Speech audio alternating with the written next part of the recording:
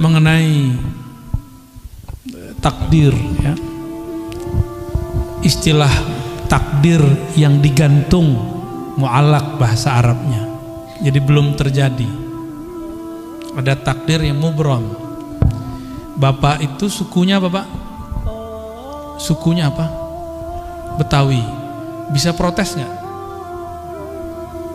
Coba saya lahir jadi orang Arab gitu, bisa nggak? Nah, itu namanya mubram. Ya, itu menurut ilmu akidah nih ya. Ini ada versi lainnya ntar. Karena kalau dalam kitab begitu aja, yang kitab ilmu akidah. Tapi dalam kitab ilmu ma'rifatullah itu lain lagi. Ada yang lebih dalam dari itu. Kita ini ditakdirkan hidup di akhir zaman. Bisa nolak nggak? Bisa nolak? Udah terima aja. Itu namanya takdir mubram. Lahir pengennya kulit kayak orang Korea, ya. Ya, nggak enak juga kali. Tapi ternyata lahir kulit sawo, ya, sawo mateng apa telur mateng. Nggak jelas ya. Kita nggak bisa protes, udah begitu aja. Apapun yang dia mau, bagi saya, mohon maaf. Jadi itu versi ilmu akidah. Semua takdir itu mubram bagi saya. Suka-suka Allah lah. Takdir mu'allaq itu ternyata sebenarnya mubram juga. Kenapa? Dia masih digantung, tapi kan haknya Allah. Mungkinkah takdir digeser? Mungkin. Ini pada sisi Allah, semua takdir itu suka-suka dia, bukan suka-suka kita. Sepakat? Takdir itu terbitnya dari kudrat iradat Allah, maka mutlak milik dia, nggak usah atur-atur. Makanya di dalam hikam awal-awal, arih nafsaka minat tadbir, jangan kamu urus yang tidak perlu kamu urus. Ahli akidah mencoba menteorikan itu karena banyak orang protes. Ini takdir bisa dirubah nggak segala macam ya. Takdir itu bahasa Arab artinya ukuran yang Allah berikan untuk kita.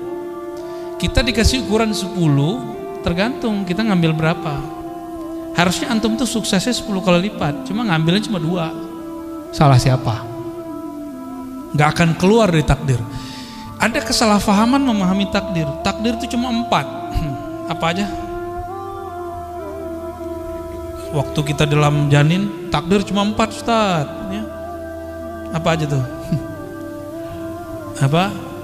Ajal, cepet amat ajal. Dikatbi rizqihi, rizki dulu. Rizki itu jodoh 1. Jodoh itu rizki.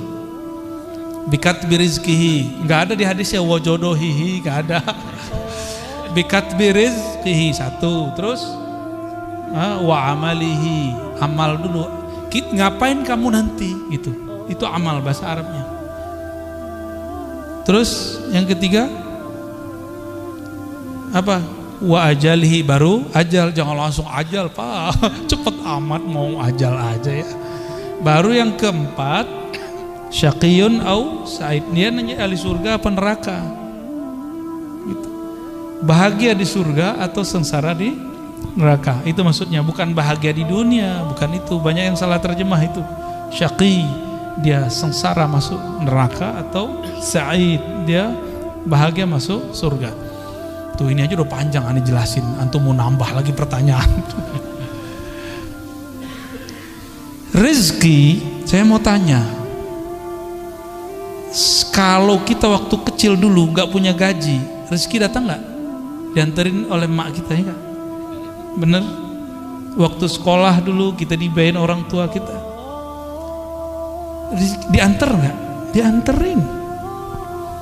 Dianterin rezeki itu. Cuma karena setiap hari kita melihat orang berangkat kerja, pulang, berangkat, pulang, orang mengira rezeki dicari.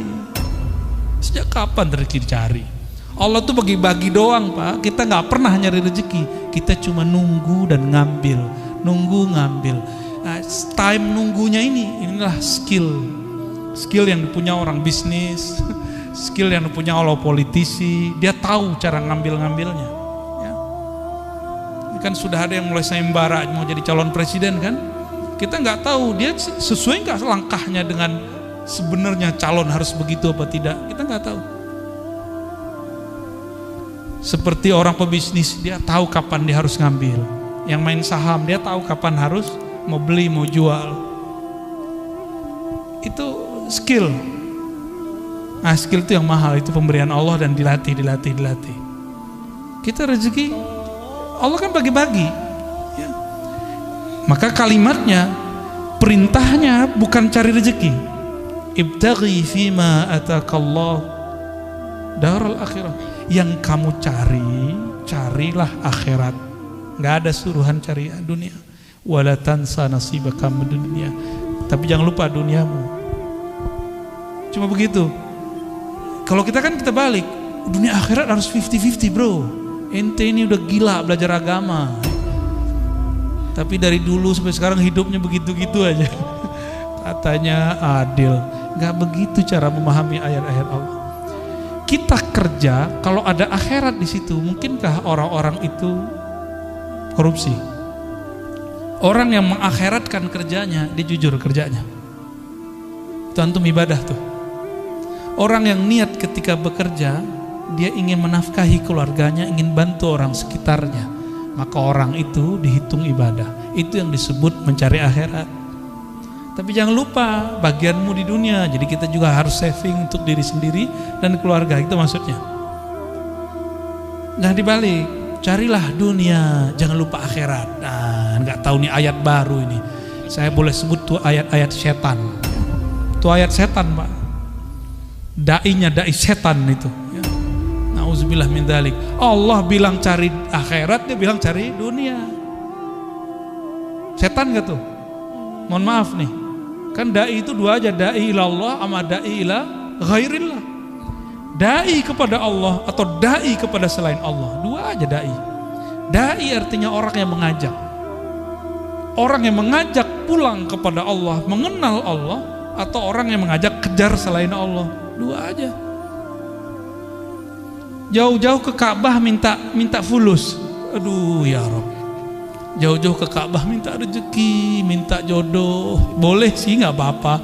Cuma kayaknya buang-buang duit. Kalau minta jodoh ke sana, mending lamar orang langsung nggak? Langsung beres tuh, emang pesta-pestanya lumayan tuh ya, sekampung nggak habis tuh. Kecuali antum di gedong ya, kayak cerita. Jadi takdir itu ukuran yang Allah berikan kepada kita. Lalu Allah titipkan di dalam diri ukuran lain yang disebut kasab. Laha ma kasabat wa alaiha maktasabat. Laha positif, dia akan memperoleh prestasi yang dia usahakan. Wa alaiha maktasabat, dia akan kena hukuman terhadap apa yang dia kerjakan. Kasab, maka dalam akidah Imam Asy'ari Ahlus Sunnah wal Jamaah, Imam Asy'ari ini murid Imam Junaid juga. Apa kata beliau? Allah kasih satu sir di dalam dirimu bernama kasab. Kasab itu sebenarnya adalah tajalli, pancaran kudrat iradat Allah yang Allah pinjamkan ke dalam diri manusia. Maka di saat dia faham kasabnya dia kemudian mengatakan, aku bisa begini pun karena Allah juga yang memberi. La haula wala quwwata illa billah. Maka ketika dia mendapatkan sesuatu, dia girang untuk berbagi kepada hamba-hamba Allah ya. Nah itu takdir. Jadi takdir itu Bapak Ibu, ada takdir Lauh Mahfuz. Itu jadi bukan qada azali, qadar hadis, enggak. Yang tepat ya, yang tepat secara ilmu ma'rifatullah, qada qadar sama. Qadar ini saya mau ngambilnya yang pakai sinonim. Itu tertulis di Lauh Mahfuz. Lauh Mahfuz itu, lauh bahasa Arabnya papan tulis. Cuma kan yang di langit itu bukan papan, Pak. Ya, makhluk yang tercipta dari nur, tapi di situ tertulis. Ada lembaran-lembaran seperti dedaunan-dedaunan cahaya, di situ tertulis. Ini namanya Pak Fulan, Ibu Fulan, Puan Fulan, Tuan Fulan, tulis di situ. Namanya sudah ada. Oke, itu makhluk nggak? Lauh Mahfuz makhluk nggak? Maka takdir yang tertulis di Lauh Mahfuz semuanya makhluk. Cuma bedakan, ilmu Allah makhluk nggak? Ilmu Allah bukan, ilmu Allah azali. Jadi yang azali itu ilmu Allahnya, sedangkan suratan takdirnya bukan azali. Azali itu tidak berawal, tidak dicipta, itu azali. Semoga pusingnya. Tuh. Salah siapa nanya bab begituan? Ya. Namun apa kata Allah? Kataba ala nafsihi rahmah. Di Lauh Mahfuz tertulis hukum takdir. Orang yang baik dapat balasan kebaikan, orang begini ya begitu. Itu hukum takdir. Sebab akibat itu Lauh Mahfuz. Hukum sebab akibat. Jadi adakah hukum sebab akibat di dalam Islam? Ada. Allah akui, disebut kita hari ini sunnatullah atau disebut hukum alam. Allah akui. Tapi kataba ala nafsihi rahmah.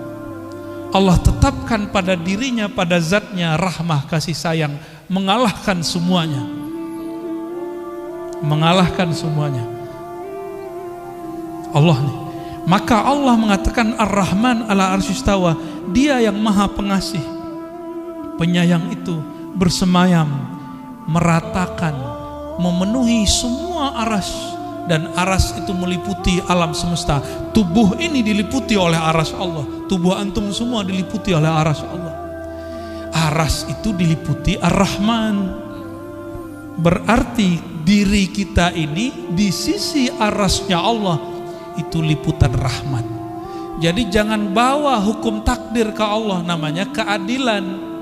Jangan cari keadilan kepada Allah, jangan cari hukum sebab akibat kepada Allah. Kalah kita. Sama sholat yang tadi kita nggak diterima. Maka Imam Asy'ari bilang, jangan pernah cari keadilan Tuhan, minta rahmat Allah.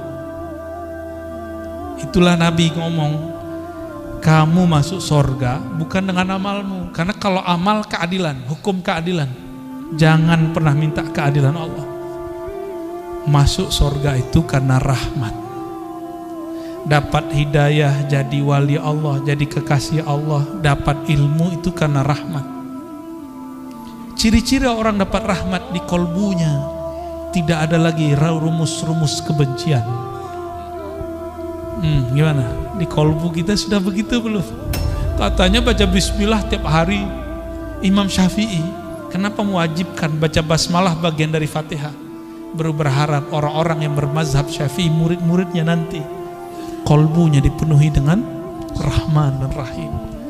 Maka saya berdoa semoga kita, saya dan yang hadir semua yang bermazhab Syafi'i ataupun yang tidak Syafi'i, yang selalu melazimkan baca Bismillahirrahmanirrahim, semoga kasih sayang Allah tumpah ruah dalam kolbu ini. Amin. Kalau sudah penuh di ini dalam kolbu ini nama Allah, keluarnya pasti sayang.